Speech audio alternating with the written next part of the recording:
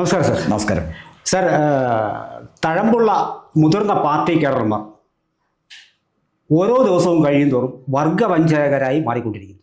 ഏറ്റവും ഒടുവിൽ ഇന്നലെ തളിപ്പറമ്പിൽ നമ്മുടെ 60 വർഷത്തോളം പാർട്ടി പ്രവർത്തനം കഴിഞ്ഞിറങ്ങിയ ഒരാളാണ് ഗോവിന്ദൻ. എന്താണ് പാർട്ടിക്ക് സംഭവിക്കുന്നത്? സാറേ, തളിപ്പറമ്പിലെ എന്താണ് പാർട്ടിക്ക് സംഭവിക്കുന്നത് ഒറ്റ വാചകത്തിൽ പറയാൻ എന്നോട് ചോദിച്ചു ഞാൻ പറയുന്നത്, ഭാര്യയെ സ്നേഹിക്കുന്നവർ തളിപ്പറമ്പ് വേണ്ട എന്ന് പറയില്ല. അതാണ് തളിപ്പറമ്പ് സംഭവിക്കുന്നത്. കാരണം സാർ ഉദ്ദേശിച്ചത് PK ശ്യാമളയും ഇദ്ദേഹത്തിൻ്റെ ഭാര്യ രമണിയായിരിക്കും. അതെ. അപ്പോൾ പിന്നെ അത് മാത്രമല്ല, ജെയിംസ് മാത്യുവിൻ്റെ ഭാര്യയുണ്ട്, സുകന്യ. അപ്പം ഇവർ 3 സ്ത്രീകളും തളിപ്പറമ്പ് നിയോജക മണ്ഡലത്തിലും കണ്ണൂർ ജില്ലയിലും ഒക്കെ കമ്മ്യൂണിസ്റ്റ് പാർട്ടിക്ക് നേതൃത്വം കൊടുക്കുന്ന വനിതകൾ തന്നെയാണ്. അതിനൊന്നും തർക്കമുള്ളൊരു കാര്യമല്ല. ഇവിടെ പ്രശ്നം എന്താണെന്ന് ചോദിച്ചു കഴിഞ്ഞാൽ, ഇപ്പം ഈ TK ഗോവിന്ദൻ കലാപം ഉയർത്തിയിരിക്കുന്നത് MV ഗോവിന്ദൻ്റെ ഭാര്യ PK ശ്യാമളയെ അദ്ദേഹത്തിൻ്റെ പിൻഗാമിയായിട്ട് നിർത്തുന്നതിനകത്താണ്. 3 പ്രാവശ്യം MV ഗോവിന്ദനെ പ്രതികരിച്ച മണ്ഡലമാണ് തളിപ്പറമ്പ്.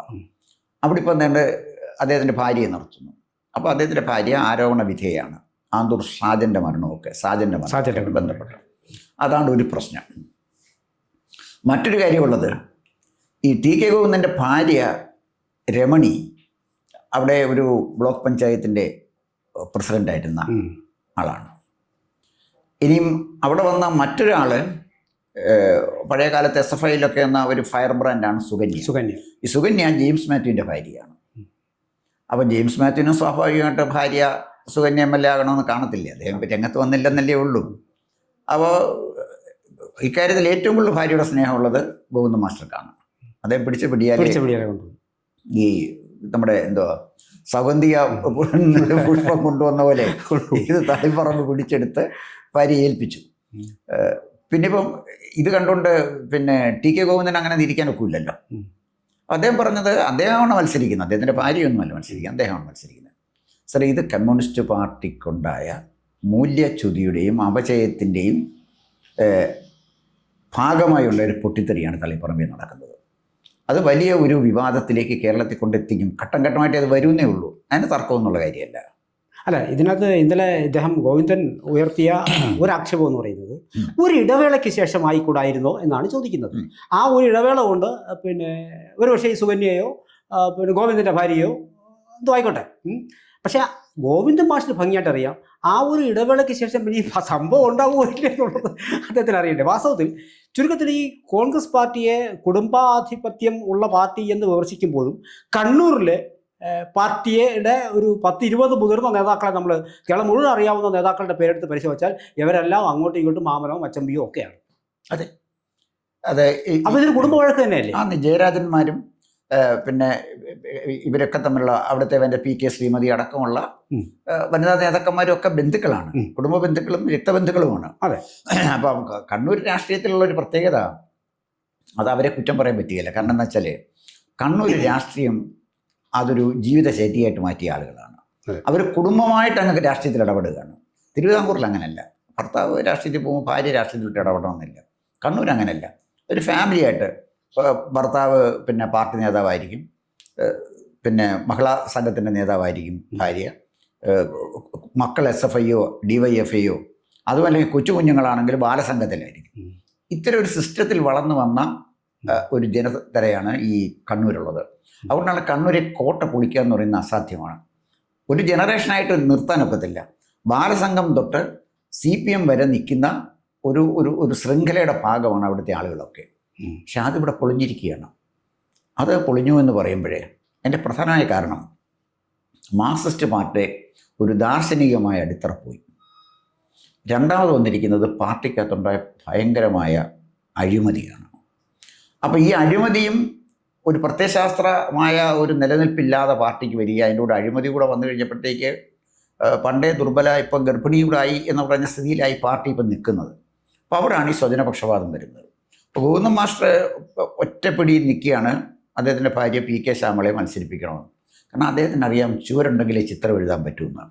26 കഴിഞ്ഞ് ചുവരുണ്ടാവുന്ന വല്ല ഉറപ്പുണ്ടോ? അല്ല സാർ, അത് മാത്രമല്ല ഇന്നലെ അദ്ദേഹം ഉയർത്തിയ മറ്റൊരു ആഭരണം. ഇപ്പോൾ ഇതിനകത്ത് ഈ വിമതർ എന്ന് നമ്മൾ സോക്കോൾഡ് വിമതർ ഉണ്ടല്ലോ കുറേ പേര്. പക്ഷെ വിമതർ നമ്മൾ എടുത്തു നോക്കിക്കഴിഞ്ഞാൽ ഇതൊരു കറക്റ്റീവ് ഫോഴ്സായിട്ട് പ്രവർത്തിക്കുന്ന ആൾക്കാരാണ് പുറത്ത് പോകുന്നതെന്നും കൂടി ഒരു വാദമുണ്ട്. ഇപ്പോൾ ഇങ്ങനെ പറഞ്ഞാൽ ഇപ്പോൾ ഹാപ്പിനെസ് ഫെസ്റ്റിവൽ, ഈ ഹാപ്പിനെസ് ഫെസ്റ്റിവലിൻ്റെ പേരിൽ അദ്ദേഹം ഇന്നലെ അത് വളരെ ശ്രദ്ധിക്കപ്പെടാതെ പോയി എന്ന് എനിക്ക് തോന്നുന്നു. കാരണം ഇദ്ദേഹം പറഞ്ഞ ടി കെ ഗോവിന്ദൻ പറഞ്ഞത് ഒരു തരത്തിലുള്ള MLA എന്നുള്ള നിലയിലുള്ള ഒരു വരവ് ചെലവ് കണക്കും ഇദ്ദേഹം അവതരിപ്പിച്ചിട്ടില്ല എന്നുള്ളതാണ്. ഒരു സാമ്പത്തിക വിഷയത്തിലേക്കാണ് അദ്ദേഹം വില ചൂണ്ടുന്നത്. അപ്പോൾ അത് മറച്ചു പിടിക്കണമെങ്കിൽ ഒരു തവണ സീറ്റ് പുറത്തേക്ക് പോയിക്കൂടാ എന്നുള്ള ഒരു വാശിയുണ്ട്. മറിച്ച് ഈ പയ്യന്നൂരിൽ കുഞ്ഞകൃഷ്ണൻ ഉയർത്തിയതും മറ്റൊരു ഫണ്ട് തട്ടിപ്പുമായി ബന്ധപ്പെട്ടതാണ്. അതായത് എല്ലാം സാമ്പത്തികമായി ഇത് പല ഭാഗങ്ങളിലും കണക്റ്റഡാണ്. അത് ഒരുപക്ഷെ ലഭിക്കാത്ത ആൾക്കാരും ഇതിനെ സത്യസന്ധമായി എതിർക്കുന്ന ആൾക്കാരും ഒക്കെ പുറത്തു വരുന്ന കാഴ്ച. ഇത് വാസ്തവത്തിൽ ഈ ഗോവിന്ദൻ പറഞ്ഞത് വെച്ച് നോക്കുകയാണെങ്കിൽ ജില്ലാ കമ്മിറ്റിയിൽ ഭൂരിഭാഗം ആൾക്കാരും എതിർത്ത ഒരാളെയാണ് ഇപ്പോൾ സ്ഥാനാർത്ഥി വച്ചിരിക്കുന്നത്. അതായത് സെക്രട്ടറി രാകേഷ് ഇത് ജില്ലാ സെക്രട്ടറി എന്നുള്ള നിലയിൽ സംസ്ഥാന സെക്രട്ടറിയെ അറിയിക്കും. അപ്പോൾ എൻ്റെ സംശയം എന്ന് പറയുന്നത് ഭൂരിപക്ഷം പേരും എതിർത്ത 3 പേര് മാത്രം കൊണ്ടാണ് അനുകൂലിച്ചതെന്നാണ് ഇന്നലെ അദ്ദേഹം പറഞ്ഞത്. അങ്ങനെ 3 പേര് മാത്രം അനുകൂലിച്ച ഒരു കാൻഡിഡേറ്റാണ് അവിടെ വരുന്നതെങ്കിൽ സ്വാഭാവികമായും ഇദ്ദേഹം ഈ പറയുന്നത് സത്യമെങ്കിൽ ബാക്കിയുള്ള സെക്രട്ടേറിയറ്റ് അംഗങ്ങളുടെ, ജില്ലാ കമ്മിറ്റി അംഗങ്ങളുടെ ഒക്കെ പരിചയക്കാരും ബന്ധുക്കളും അവർക്ക് താഴേക്കുള്ള വോട്ടുകളും ഒക്കെ മറിയണ്ടേ. മറിഞ്ഞാൽ തളിപ്പറമ്പ് ഇന്നുവരെ മറ്റൊരു പാർട്ടി ജയിച്ചിട്ടില്ലാത്തൊരു മണ്ഡലം. അവിടെ ഇക്കുറി വലിയൊരു അടിയല്ലേ പാർട്ടി കിട്ടാം. സാറേ, ഇത് നമ്മൾ പുറമേ കാണുന്നതിനേക്കാൾ ശക്തമാണ് മാർക്സിസ്റ്റ് പാർട്ടിയിലെ അടിയൊഴുക്ക്. നമ്മൾ പ്രതീക്ഷിക്കുന്ന പോലെ അല്ല ഇത് പാർട്ടിയുടെ അടിത്തറ പിടിച്ച് കുലുക്കിയിരിക്കുകയാണ്. കണ്ണൂർ ഒരിടത്ത് മട്ടന്നൂർ വി കുഞ്ഞികൃഷ്ണൻ, പയ്യന്നൂർ വി കുഞ്ഞികൃഷ്ണൻ പറഞ്ഞിരിക്കുന്ന ഒരു കാര്യം എന്ന് പറഞ്ഞാൽ അദ്ദേഹം കണക്ക് പ്രസിദ്ധീകരിച്ചിരിക്കുകയാണ്.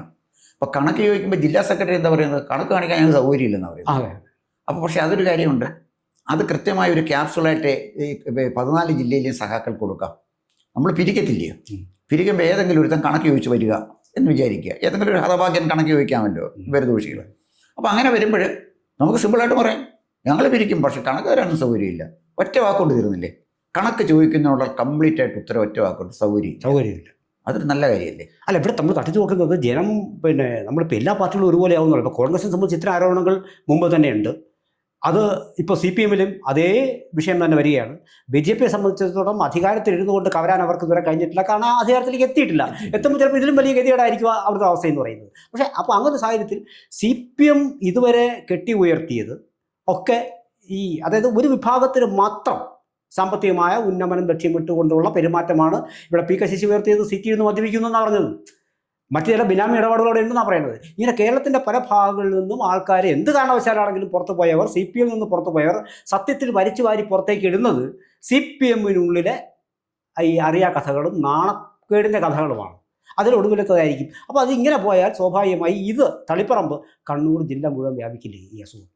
സാറേ, അത് വ്യാപിക്കാൻ സാധ്യതയുണ്ട്. നമ്മുടെ ശരിക്കും പറഞ്ഞാലേ കണ്ണൂരെ തെരഞ്ഞെടുപ്പിൻ്റെ റിസൾട്ടൂടെ നമ്മളൊന്ന് പരിശോധിക്കട്ടെ. ഉറപ്പായും. അപ്പോൾ കണ്ണൂരെ റിസൾട്ട് നമ്മളൊന്ന് പരിശോധിച്ച് നോക്കിയാൽ ഈ 2016 മാർക്സിസ്റ്റ് പാർട്ടി എത്രമാത്രം ശക്തമായ അടിത്തറയിൽ നിന്ന പാർട്ടിയാണെന്നുള്ളതാണ്. 2016 LDF-ന്റെ സ്ഥാനാർത്ഥിയായിട്ട് അവിടെ തളിപ്പറമ്പിൽ മത്സരിച്ചത് ജെയിംസ് മാത്യു ആണ്. ജെയിംസ് മാത്യു മത്സരിക്കുമ്പോൾ 91+ ആണ് വോട്ട് കിട്ടിയത്. 91+ പറഞ്ഞാൽ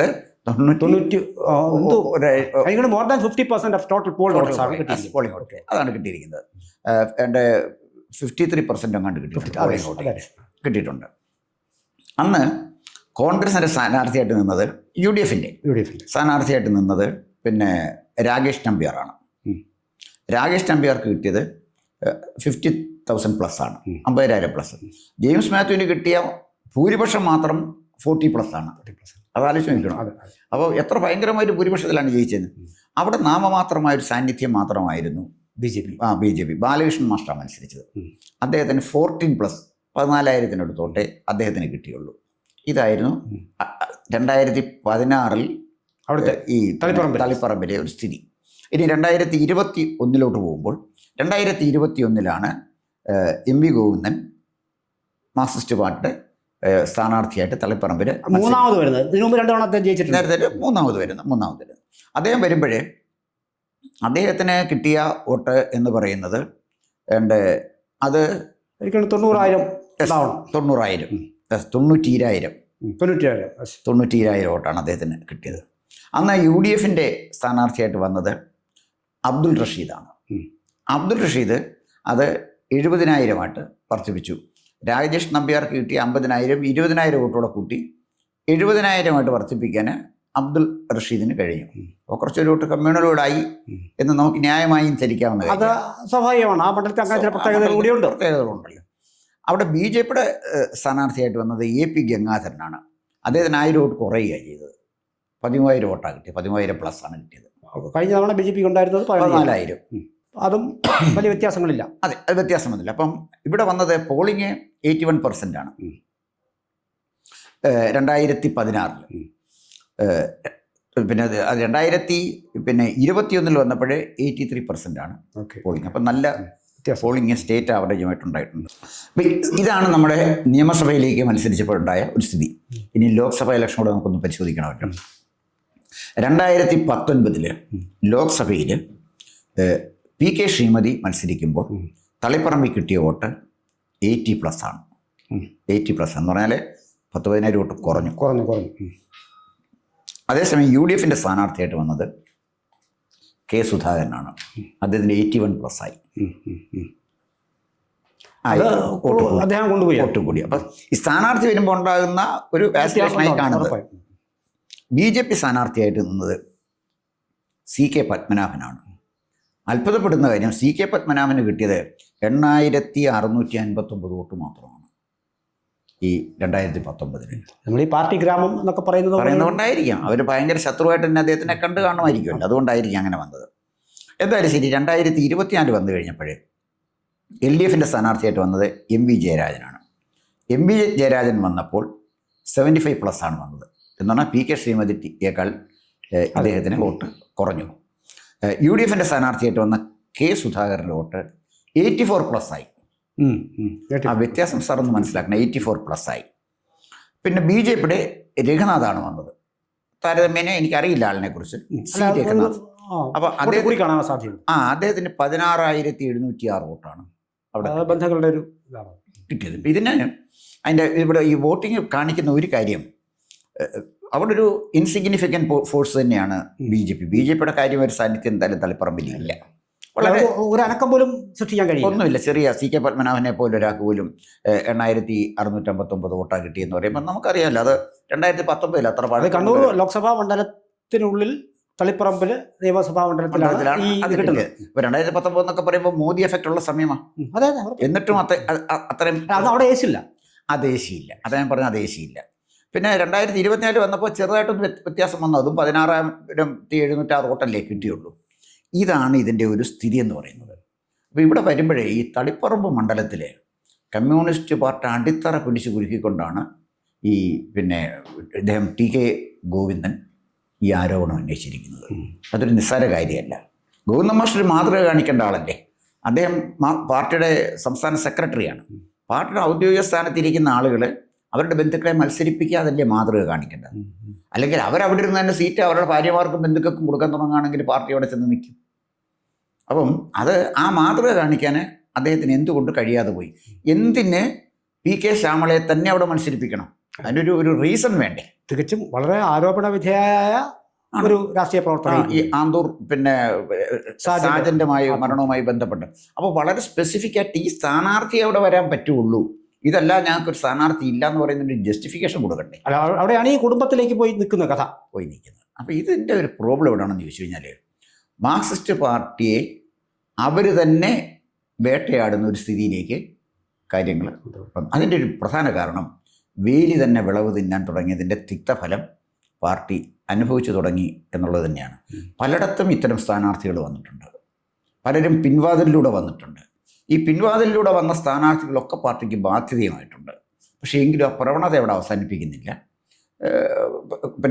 കണ്ണൂർ തന്നെയല്ലേ മട്ടന്നൂര് പ്രശ്നമുണ്ടായത്. B ബാലകൃഷ്ണൻ പറഞ്ഞത് രക്തസാക്ഷി ഫണ്ടാണ് മോഷ്ടിച്ചു എന്ന് പറയുന്നത്. പയ്യന്നൂര്, മട്ടന്നൂരല്ല പയ്യന്നൂര്. അപ്പോൾ ഇതിൻ്റെയൊക്കെ അർത്ഥം എന്താണെന്ന് വെച്ചാൽ, പാർട്ടി ഉയർത്തിക്കൊണ്ടുവന്ന ഒരു ദർശനം പരിപൂർണമായി പോയി. പിന്നെ പാർട്ടി നേതാക്കന്മാർക്ക് ഒരു കാലഘട്ടം ഉണ്ടായിരുന്നു. അവർക്കൊരു സ്വഭാവശുദ്ധിയും ഒരു ദാർശനികമായ നിലപാടിൽ ഉറച്ച നിലപാടും ഉണ്ടായിരുന്നു. അതെല്ലാം പോയി. ഈ കണ്ണൂരെന്നൊക്കെ പറഞ്ഞാൽ പിന്നെ AK ഗോപാലിൻ്റെ സ്വാധീനമുള്ള സ്ഥലമല്ലേ, മലബാർ മേഖല മുഴുവൻ AKജിയുടെ ഒരു സ്വാധീനത്തിൽ നിന്ന സ്ഥലമല്ലേ. പിന്നെ EK നയനാരുടെ വീട് തന്നെ അറിയപ്പെടുന്നത് 101 മുറി വീടെന്നാണ്. EK നയനാർ എന്ന് പറഞ്ഞാൽ അവിടുത്തെ ഭരണാധികാരിയാണല്ലോ അറിയപ്പെടുന്നത്. അവർ ആ നാട് ഭരിച്ചുകൊണ്ടിരുന്ന ഭരണാധികാരികളായിരുന്നു. അപ്പോൾ അവരുടെയൊക്കെ നേതൃത്വം പോയിട്ട് ഇത് പാർട്ടി പ്രവർത്തനം വരുമാന മാർഗമാക്കി ആദ്യം മാറ്റി, പിന്നീട് പാർട്ടി പ്രവർത്തനം അഴിമതിക്കുള്ളൊരു ഉപാധിയാക്കി മാറ്റി. അതാണ് പാർട്ടിക്ക് സംഭവിച്ചിരിക്കുന്ന ഒരു പ്രശ്നം. സത്യത്തിൽ ഇതിങ്ങനെ പോയാൽ പിന്നെ പാർട്ടിക്കാർ ഒഴിഞ്ഞ പറമ്പായി തളിപ്പറമ്പ് മാറുമോ എന്ന് മാത്രം എനിക്ക് കണ്ടാൽ മതി. ആളൊഴിഞ്ഞ പറമ്പായി തളിപ്പറമ്പ് മാറുമോ എന്ന് നമുക്ക് കാത്തിരുന്ന് കാണാം. കൂടുതൽ വാർത്തകളും വിശേഷങ്ങളും നേരിട്ട് ലഭിക്കാൻ ജനങ്ങളിൽ നിന്ന് ജനങ്ങളിലേക്ക് ജനഭൂമി ന്യൂസ് സബ്സ്ക്രൈബ് ചെയ്യൂ. ബെൽ ബട്ടൺ അമർത്താനും മറക്കരുത്.